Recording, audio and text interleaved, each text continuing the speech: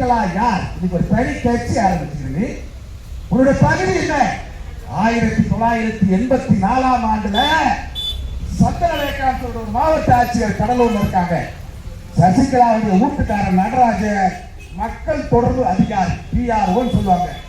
கலெக்டருக்கு தேவையான அத்தனை விஷயம் செஞ்சு கொடுக்கிறவர் தான் சசிகலாவுடைய வீட்டுக்காரர். வாடகை வீடு எங்க? நம்ம எஸ்பி ஆபீஸ் இருக்கு கடலூர்ல, அதுக்கு பின்னாடி அண்ணா நகர்ல ஒரு வாடகை வீடு. அந்த வீடு கூட யாருக்கு தெரியுமா? ஆதாரத்தோட சொல்றேன். முன்னா 2000 வெள்ளிக்குப்ப தொகுதியா இருக்கும் போது இடைத்தேர்தலோட முறைமுறை ஆரம்பிச்சு பேராசிரியர் VC சண்முகம் திமுகவில் ஜெயித்தார்.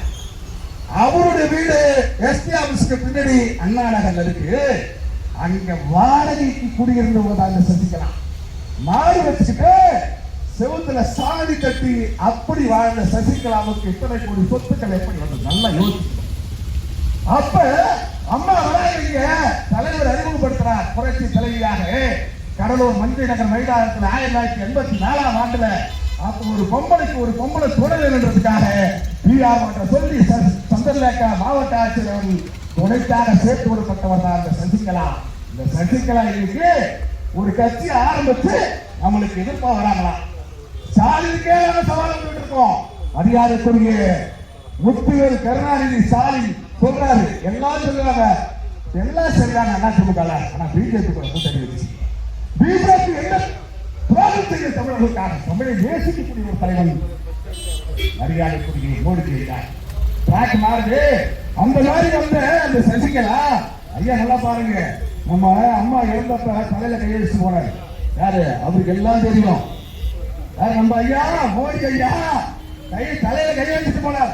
சொத்துக்கள் எப்படி வந்து நல்லா யோசிக்கணும். நல்ல உறவுகள் சரியாக அமையாததுனால இந்த சசிகலா அம்மாவை வச்சு ஏமாத்திக்கிட்டு இதையெல்லாம் நன்றாக அறிந்தவர் எடப்பாடியார். எடப்பாடியார் ஒன்றும் சாமானியமா வரல, எடுத்த உடனே சாதாரணமா வந்தல்ல. மறுபடியும் வரலாற்றுக்கு பின்னாடி போற புரட்சி தலைவர் MGR மறைவார்.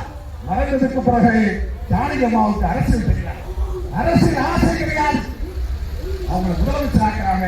அடுத்து தேர்தலை சந்திச்சாகும்.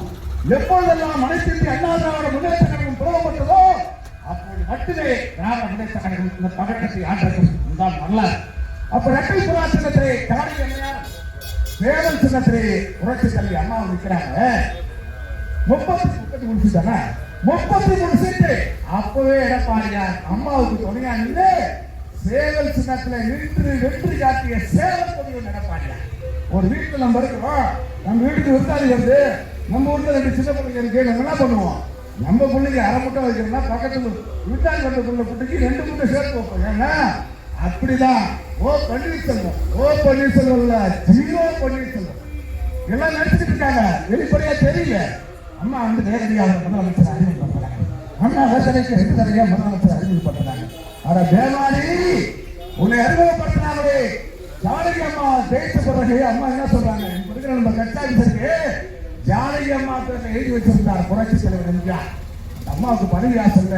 அந்த அம்மா என்ன முடிவெடுக்கிறாங்கன்னா ஜெயலலிதா அம்மா சொல்றாங்க, அம்மா இந்த தொண்டர்கள்லாம் யாரை ஏற்றுக்கிறாங்க எனக்கு தெரியல, எனக்கு பதவி ஆசை இல்ல, முதலமைச்சர் ஆகிற ஆசை எனக்கு இல்ல, இந்த தொண்டர்கள் உன்னதான் ஏற்றுக்கிறாங்க, ஏன் இந்த கட்சி பிளவுபடணும், கட்சாபிசு மோசம் எழுதி வச்சிடணும்னு சொல்லிட்டு ரெட்டல நம்மளுக்கு கிடைக்கிட்ட நீ பார்த்துட்டு இந்த கட்சி தொண்டரையும் இந்த அதிமுகவுன்னு சொல்லிட்டு போனாங்களே அவங்களுடைய பெருந்தன்மை எங்க?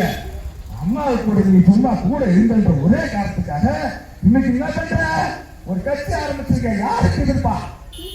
உனக்கு அந்த நன்றி இருந்தா ரெட்டையில எதிர்த்து ரெட்டைகளை காத்து வீட்டிருக்கிற எடப்பாடியார் வெற்றி பெற வேண்டும். நான் சூழலிக்கிறேன் வரைகள் விளக்கேற்று வாக்களித்து சொல்ற பதிவு ஒரு செய்ய நல்லா புரிஞ்சுக்க. டாஸ்மாக் நான் சொல்ல போற விஷயம் அதுல உத்தமனா சக்தினா நம்ம நன்றி வந்திருக்கிற டிடி மிடாசு ஒரு சாராயம் இருக்கு சசிகலாவுக்கு. இன்னைக்கும் டாஸ்மாக்கு அந்த மிடாசு வந்து சரக்கு எடுத்துருக்காங்க. திமுக போய் சேலையை தவிர சசிகலா திமுகவுடைய உளவாளி சசிகலா. விடாசுடைய அர்த்தம் தெரியுமா? எம்பார் மன்னார்குடி, ஐபார் இளவரசி, தீபார் தினகரன் அன்பு சசிகலா. இப்ப டி எடுத்து சொல்றாங்க. ஏன்னா அவங்க நம்பிக்கை வந்துட்டாங்க இல்லையா? ஆகவே நன்றாக சிந்திக்க வேண்டும். இந்த சசிகலா போன்ற உளவாளிகளுக்கும் திராவிட முன்னேற்ற ஆட்சி தமிழகத்தில் மீண்டும் என்ன பண்ணுவாங்க? அம்மா கோல் வாங்கிட்டாங்க. அந்த மாசம் 8 மாசம் ஆச்சுமா, 2 மாசம் ஆச்சு. என்ன எடுத்து சொல்றேன்னா கோதுமை கொடுக்கக்கூடிய மத்திய அரசாங்கம் மோடி ஐயா 4 மாசம் ஆச்சு. கோதுமை தமிழ்நாட்டுக்கு கொடுக்க வேண்டிய கோதுமையை கண்டுட்டா கொடுத்து 4 மாசம் ஆச்சு. நுகர்வோர் வாய்ப்பு கழகம் மூலியமா அதை ரேஷன் கடைக்கு பிரித்து கொடுக்க மட்டும் இல்லாம ஏன்னா எல்லா பொருளும் உங்களுக்கு சொல்லிட்டாங்க. இப்ப எல்லா பொருளும் உங்களுக்கு சொல்ல முடியும். உட்காந்து டிசைட் பண்ணுறாங்க. சசிகலா ஒரு பக்கம் ரகசியமா பேசுறது, ஸ்டாலின், உதயநிதி, கனிமொழி நல்லா புரிஞ்சுக்கணும். உங்களுக்கு தேவையானதை ஒன்று பேர் நம்ம திட்டமொழிகள் பேசுங்க.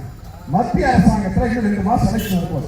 நீங்க சத்தியமா எப்படி இருந்தாலும் 2 லட்சம் ஓட்டு போடுவீங்க, அது தெரியும். முடிவு பண்ணிட்டு தான் வந்துருக்கீங்க. நீங்க